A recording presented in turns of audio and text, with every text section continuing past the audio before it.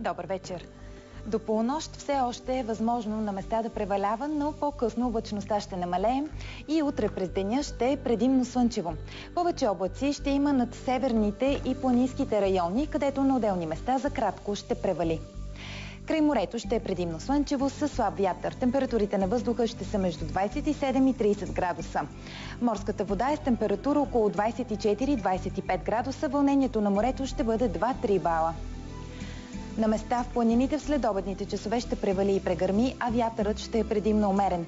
Дневната температура на височина 1200 метра ще достигне около 19 градуса.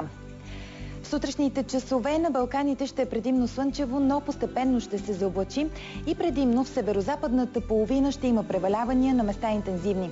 Слънчево ще се задържи над Южна Гърция и в европейска Турция. Температурите на континента ще останат без съществена промяна. По-топло от обичайното ще бъде в западната половина от Пиренейския полуостров и на Британските острови. Над по-голямата част от Западна и Централна Европа ще е слънчево и топло.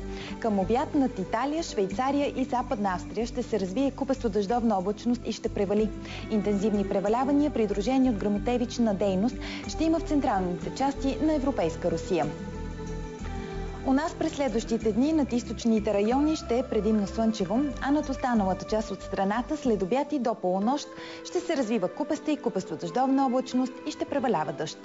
Такава е прогнозата за времето. Приятна вечер!